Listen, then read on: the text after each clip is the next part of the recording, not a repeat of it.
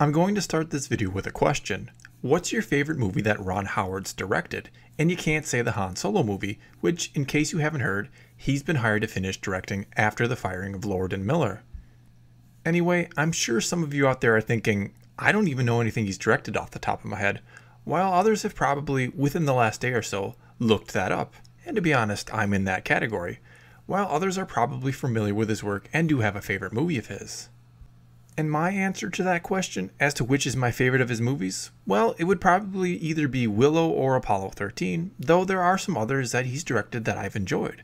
But when you really look at his directorial credits, there's not much that could be construed to be anything like Star Wars, outside of the aforementioned Willow, which was a straight-up fantasy movie.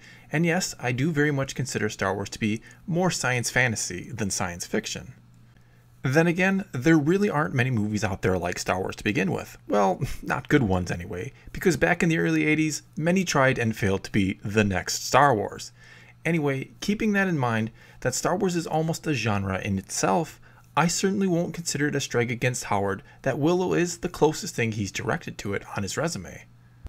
In fact, I'll go so far as to say I feel much more comfortable and confident with Howard at the helm of this movie than I did with Lord and Miller. Even though, don't get me wrong, Howard certainly wouldn't be my first choice for a Star Wars movie, but he's still a very talented and extremely experienced director, and will likely try very hard to honor what Star Wars is more than seemingly Lord and Miller were, because all the news coming out right now confirms my greatest fear, that Lord and Miller were trying to make this movie a comedy. And had that come to pass, and this movie had been a straight-up comedy, I think I would have finally hated a Star Wars movie, something once thought inconceivable by me, because this movie should not be a comedy, and I feel a great sense of relief that apparently Kathleen Kennedy and Lawrence Kasdan, the writer of this movie, as well as the writer of The Empire Strikes Back, feel the same way about it. And don't get me wrong, there can be comedy in this movie. Hell, there should be comedy in this movie. But in general, I feel the tone of this movie should be darker because Han is not a good guy at this point in his life, and I really hope this movie focuses on that fact.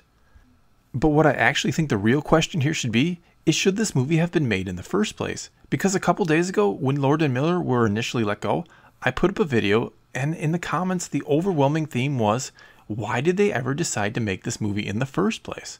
Yes, some people did say they were excited for it, but most of them also said they would have rather had something else, or that they were only excited for it because it's Star Wars, which is more or less how I feel about it. I was excited because it's Star Wars, not because I actually wanted a movie about the origins of Han Solo. And yes, I'll admit that a couple hundred replies to that video is not a giant sample size, and if you watch my videos, you're probably far more into Star Wars than the average casual fan is, and maybe casual Star Wars fans and average moviegoers are excited for this movie, or will be when they hear about it, because as of right now, it's not being talked about much because of The Last Jedi coming up next, though I dare say it's being talked about quite a bit right now because of this director fiasco. However, I honestly don't think that most casual fans or average moviegoers are or will be excited for this movie either, because pretty much everybody who knows me in my day-to-day life knows I'm a huge Star Wars fan and always asks me questions about it. And when this news broke about Lord and Miller being fired, they asked me, what's the deal with this Han Solo movie? What is it even? Many even asked me if maybe he didn't die in The Force Awakens and it would take place after it. And when I tell them it's actually his backstory and a new actor will be playing Han, the universal response has pretty much been, oh, why are they doing that? And again, it's not a huge sample size by any means, but no one I've told about this movie has the least bit excitement for it once they learned what it is, and most of them consider themselves fans of Star Wars. So that leads me to wonder, how many people are or really will be excited for this movie? Has Disney and Lucasfilm made a giant mistake? Well, mistake or not, this movie likely will make a ton of money, especially if The Last Jedi is well received. But perhaps the bigger question in all of this is, what should Disney and Lucasfilm do with these anthology movies? And the funny part is, I don't think they have the answer to that question yet either. I think they're flying by the seat of their pants right now with them, and the reason we've yet to get another one announced is because they don't even know what that should be yet. Because I think the biggest problem with these anthology movies will be that people will not understand they're not going to tell a running story similar to how the Marvel Cinematic Universe does it.